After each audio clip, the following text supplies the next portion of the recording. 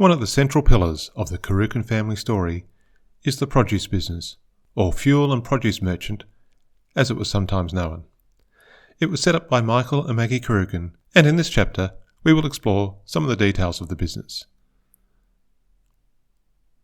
Today, if you want to look up a business, you go to Google. But before Google, there was the Yellow Pages, giving a business address and their telephone number for the business that you were after. But before the Yellow Pages, there was the Sands and McDougall directory, going back to the late 1800s, where you just got the business address because they did not have the telephones installed yet. And the first listing for M. Cruachan Produce Merchant is in the 1900 Sands and McDougall directory, showing them at 209 High Street, which was on the corner of Derby Street. But we've also found rate notices from 1898 that show that the business was already operating at 209 to 211 High Street, with Michael Cruachan identified as a storekeeper. We don't have any photos of the business at this time, but these images of High Street from Kew Junction in 1890 and a similar shot of High Street around Kew Junction in 1906 give us an idea of what the local community looked like. Then we have this Melbourne Metropolitan Board of Works map from 1903, which shows more details of the layout of the block at 209 High Street, with the business premises fronting onto High Street and the land providing plenty of storage. This was also the residence for Michael, Maggie and their growing family. And this invoice from 1904 shows the type of product on offer, ranging from firewood, coal, as well as fence palings. However, it looks like this is actually a list of birthdays for Maggie's brothers and sisters. Perhaps this is actually Maggie's handwriting. In 1914, High Street was renumbered due to more subdivisions, and the business was now listed at 347 High Street. The numbering was a bit ad hoc because some documents refer to 345 High Street, but it was still on the corner of High Street and Derby Street. Maggie did purchase 347 or 345 High Street from their landlords in 1923, as shown on this property title. Much of Maggie and Michael's property portfolio would be in Maggie's name, as we discuss in the episode on her will and its fallout. We also know that 1923 was the year that Frank made the move from the tax office to the produce business. The career change seems to have occurred just shortly before his wedding with Thelma. Perhaps he thought the produce business would be a better option for supporting his new family, or perhaps he was frustrated by the way the public service operated. From this distance in time, we cannot say for sure. The business continued to grow, but a fire in November 1926 destroyed much of the shop and damaged neighbouring properties, which must have created significant challenges for the business and the family. It might have been the fire that prompted the move to new and larger premises at 360 High Street, opposite on the corner of Highbury Grove. Maggie had first purchased this land in 1911, and we can see from this Melbourne Metropolitan Board of Works map from 1904 that it was probably a vacant block. The fire occurred in 1926, and by 1930 the Sands and McDougall listing shows the premises at 358 High Street, which again is probably due to the ad hoc numbering of the time. The upstairs of the building were used as a home for Michael and Maggie and the 5 children still at home. Tom had already left for New Zealand. And in 1937, the land next door to 360 High Street, number 344 High Street, was also purchased by Maggie to be used for storage, which gave Maggie and Michael quite a property portfolio, because they still had the land across the road at 345 High Street and the vacant block in Derby Street, all being used as storage for the growing business. There was also the cottages at number 6 and 8 Derby Street that were in Michael's name, and the house on the corner of Derby and Malmesbury Street. Watch the episode on the will and the controversy to see what happened to all that property, but for now, we'll focus on the business.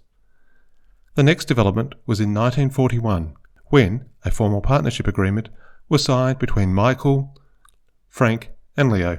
This gave Frank and Leo 25% each of the business, while Michael retained 50%.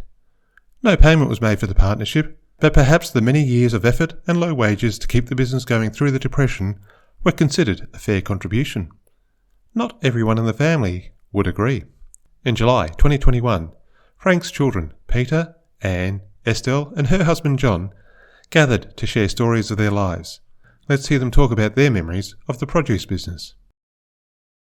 Our dad, he was working in the taxation. He was a up-and-coming clerk for taxation, and he went to work in collar and tie and suit.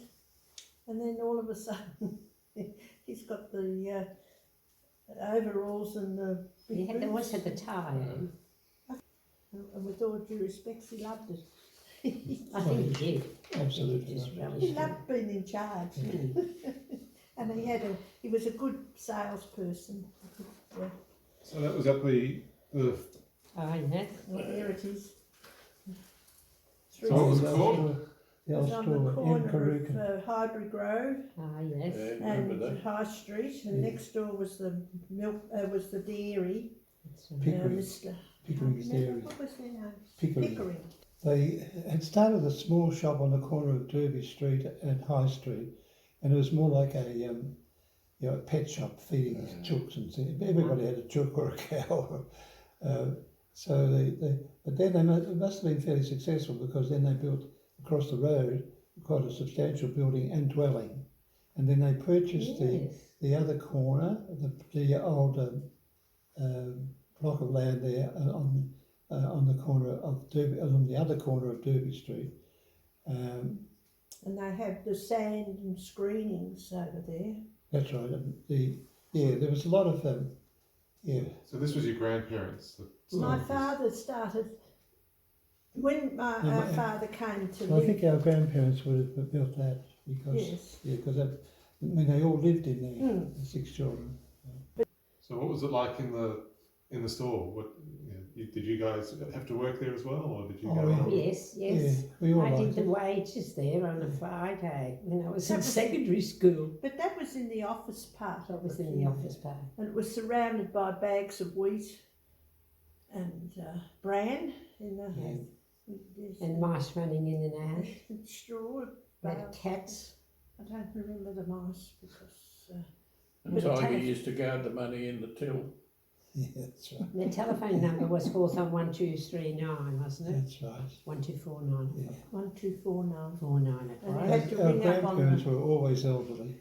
Oh, yes. All our You had to grandparents ring were on the always phone. elderly. You had to get. Dad had an enormous drive Lived in in Henley, Mona. and he must have got that from his mum, because his own father was more casual. Yeah, Said nice. going up the pub every night. Yes, yes. But see, I thought Grandma had a nice face. Yes. Yeah, so I think Dad inherited his business drive from his mother, because Yes. he was full on. Yes. Yeah. And he was so.